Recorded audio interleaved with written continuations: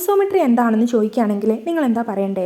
രണ്ട് പോയിൻറ്റ്സുകളിടയിലുള്ള distance preserve ചെയ്തുകൊണ്ട് നടത്തുന്ന ട്രാൻസ്ഫോർമേഷനാണ് ഐസോമെട്രി. രണ്ട് പോയിൻറ്റുകളിലുള്ള ഡിസ്റ്റൻസ് പ്രിസർവ് ചെയ്യുക എന്ന് പറയുമ്പോൾ ആ ഡിസ്റ്റൻസ് ഐസോമെട്രി ചെയ്ത് കഴിഞ്ഞാലും അതിനിടയിലുള്ള ഡിസ്റ്റൻസ് സെയിം ആയിരിക്കും. അതിന് എക്സാമ്പിളാണ് translation, rotation, reflection, glide reflection ഒക്കെ. ഇതെല്ലാം ഐസോമെട്രിക്ക് എക്സാമ്പിൾസ് ആണ്. പ്ലെയിൻ ഐസോമെട്രിയുടെ ഒരു സെറ്റ് തന്നിട്ട് അത് ഗ്രൂപ്പാണോ എന്ന് ചോദിക്കാം. പ്ലെയിൻ ഐസോമെട്രീൻ്റെ സെറ്റ് എന്ന് പറയുമ്പോൾ അത് ട്രാൻസ്ലേഷൻ ആവാം, റൊട്ടേഷൻ ആവാം, റിഫ്ലക്ഷൻ ആവാം, ഗ്ലൈഡ് റിഫ്ലക്ഷൻ ഒക്കെ ആവാം.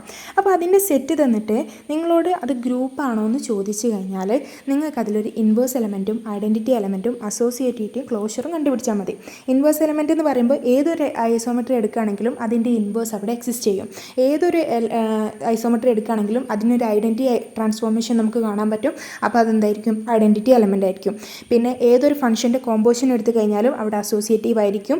രണ്ട് ഐസോമെട്രി എടുത്തു കഴിഞ്ഞാൽ അതിൻ്റെ കോമ്പോസിഷൻ എടുത്തു കഴിഞ്ഞാലും അതും എന്തായിരിക്കും? ഐസോമെട്രി ആയിരിക്കും. അപ്പോൾ ഇൻവേഴ്സ് എലമെൻറ്റ് എക്സിസ്റ്റ് ചെയ്യും, ഐഡൻറ്റിറ്റി എലമെൻ്റ് ഉണ്ട്, അസോസിയേറ്റീവ് ഉണ്ട്, ക്ലോഷർ ഉണ്ട്. അപ്പോൾ അതെന്തായി? നമ്മുടെ പ്ലെയിൻ ഐസോമെട്രി ഒരു ഗ്രൂപ്പായി.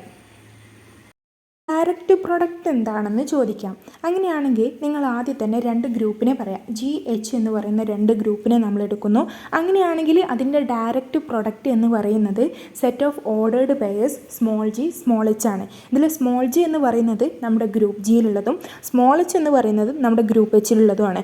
അവിടെ ഒരു ഓപ്പറേഷൻ നമ്മൾ ഡിഫൈൻ ചെയ്യുന്നുണ്ട് കമ്പോണൻറ്റ് വൈസ് ആയിട്ട്. G1 H1 star G2 H2 എന്ന് പറയുന്നത് G1 star G2 H1 star H2 ആണ്. നിങ്ങളോട് ചോദിക്കാം, എന്താണ് ഫൈനൈറ്റ്ലി ജനറേറ്റഡ് അബീലിയൻ ഗ്രൂപ്പ്? അപ്പോൾ എന്ത് പറയാം? ഫൈനൈറ്റ്ലി ജനറേറ്റഡ് അബീലിയൻ ഗ്രൂപ്പ് എന്ന് പറയുന്നത് finite number of elements use ചെയ്തിട്ട് ജനറേറ്റ് ചെയ്യുന്ന ഗ്രൂപ്പ്. അതിൽ നമ്മളൊരു ഗ്രൂപ്പ് ഓപ്പറേഷൻ നമ്മൾ കൊടുക്കും. ആ ഗ്രൂപ്പ് ഓപ്പറേഷൻ എന്ന് പറയുന്നത് കമ്മ്യൂട്ടേറ്റീവ് ആയിരിക്കണം. അപ്പോൾ എക്സാമ്പിൾ ചോദിക്കും. അപ്പോൾ നിങ്ങൾ എന്ത് പറയുക? Set of all integers under operation addition. Addition എന്ന് പറയുന്ന കമ്മ്യൂട്ടേറ്റീവ് ആയിട്ടുള്ള ഒരു ഓപ്പറേഷൻ നമ്മൾ Z എന്ന് പറയുന്ന ഇൻറ്റിജർ എന്ന് പറയുന്ന ഗ്രൂപ്പിലേക്ക് നമ്മൾ എന്ത് ചെയ്യുക? കൊടുക്കുന്ന സമയത്ത് നമുക്കൊരു ഗ്രൂപ്പ് കിട്ടും. അതെന്തായിരിക്കും? ഫൈനൈറ്റ്ലി ജനറേറ്റഡ് അബീലിയൻ ഗ്രൂപ്പ് ആയിരിക്കും. ഇനി നിങ്ങളോടൊരു cyclic group of order N example ചോദിക്കുകയാണെന്നുണ്ടെങ്കിൽ നിങ്ങൾ എന്ത് പറയുക? Z/NZ. അതൊരു സൈക്ലിക് ഗ്രൂപ്പാണ് ഓഫ് ഓർഡർ N. എന്താണ് ഫാക്റ്റ് ഗ്രൂപ്പ്? അതെങ്ങനെയാണ് കൺസ്ട്രക്ട് ചെയ്യുന്നതെന്നൊക്കെ ചോദിക്കാം. അപ്പോൾ നിങ്ങൾ എന്ത് പറയണം? അവിടെ നമ്മളൊരു ഗ്രൂപ്പ് എടുക്കുന്നു, G എന്ന് പറയുന്നത്. അതിൻ്റെ ഒരു നോർമൽ സബ് ഗ്രൂപ്പ് ഉണ്ട് N. അങ്ങനെയാണെങ്കിൽ G/N നമ്മൾ ഫാക്റ്റ് ഗ്രൂപ്പ് അല്ലെങ്കിൽ കോഷ്യൻ ഗ്രൂപ്പ് എന്ന് പറയുന്നത്. അപ്പോൾ ഇതിലുള്ള എലമെൻസുകളൊക്കെ ആരാണെന്ന് ചോദിക്കാൻ നിങ്ങൾ എന്ത് പറയണം? നമ്മുടെ N കൊസറ്റുകൾ, N എന്ന് പറയുന്ന Gൻ്റെ നോർമൽ സബ് ഗ്രൂപ്പിൻ്റെ കൊസറ്റുകളാണ് നമ്മുടെ G/N ഉള്ളത്. അപ്പോൾ അവിടെ ഉള്ള ഒരു ഗ്രൂപ്പ് ഓപ്പറേഷനെ നിങ്ങൾ ഡിഫൈൻ ചെയ്യാൻ പറഞ്ഞാൽ നിങ്ങൾ എന്ത് പറയണം? AN BN എന്ന് പറയുന്നത് ABN. ഇതാണ് അവിടെയുള്ള ഒരു ഗ്രൂപ്പ് ഓപ്പറേഷൻ എന്ന് പറയുന്നത്. ഫാക്റ്റ് ഗ്രൂപ്പിൻ്റെ എക്സാമ്പിളുകൾ ചോദിക്കാം, അതിൻ്റെ സിഗ്നിഫിക്കൻസ് ഒക്കെ ചോദിക്കാം. എക്സാമ്പിൾ ചോദിക്കുകയാണെന്നുണ്ടെങ്കിൽ ഏതൊരു ഗ്രൂപ്പിനെയും നമുക്കെടുക്കാം. അതിൻ്റെ ഒരു നോർമൽ സബ് ഗ്രൂപ്പ് നമുക്കെടുക്കാം. ഞാനിവിടെ Z-ഉം NZ എടുക്കുന്നു. Z/NZ ഒരു ഫാക്റ്റ് ഗ്രൂപ്പാണല്ലോ. അതിൻ്റെ സിഗ്നിഫിക്കൻസ് എന്താ? Z എന്ന് പറയുന്ന ഗ്രൂപ്പിനെ, Z എന്ന് പറയുന്നത് ഒരു ഗ്രൂപ്പായിരുന്നു, അതിനെ നമ്മളൊരു നോർമൽ സബ് ഗ്രൂപ്പാക്കി മാറ്റി. അപ്പോൾ വലിയൊരു Z-നെ നമ്മൾ അതിൻ്റെ ഫൈനൈറ്റ് എലമെൻസിനെ മാത്രമായിട്ട് നമുക്ക് ഫാക്റ്റ് ഗ്രൂപ്പ് ചെയ്തപ്പോൾ കിട്ടി. അതൊരു വലിയ സിഗ്നിഫിക്കൻസ് ആണല്ലോ.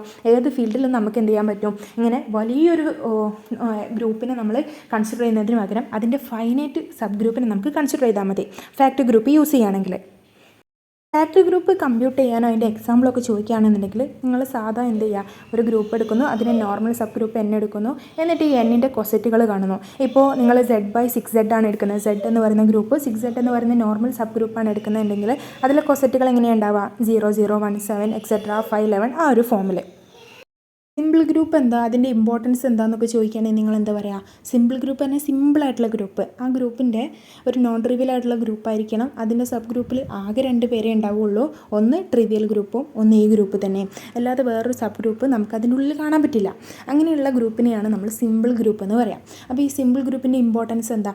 ഏതൊരു ഫൈനൈറ്റ് ഗ്രൂപ്പിനെ നമ്മൾ എടുക്കുകയാണെന്നുണ്ടെങ്കിലും അതിൻ്റെ ഒരു ബിൽഡിംഗ് ബ്ലോക്കായിട്ട് നമുക്ക് എന്തിനെ എടുക്കാം? ഈ സിമ്പിൾ ഗ്രൂപ്പിനെ എടുക്കാം. അപ്പോൾ അതിനൊരു സിമിലർ എക്സാമ്പിളാണ് നമ്മുടെ നമ്പർ തിയറിയിൽ നമ്മൾ പ്രൈം നമ്പേഴ്സിനെ യൂസ് ചെയ്യൂലേ, അതേപോലെയാണ് നമ്മുടെ ഗ്രൂപ്പിലെ എല്ലാ ഫൈനൈറ്റ് ഗ്രൂപ്പിലും നമ്മൾ എന്ത് യൂസ് ചെയ്യുന്നത്? സിമ്പിൾ ഗ്രൂപ്പ് യൂസ് ചെയ്യുന്നത്.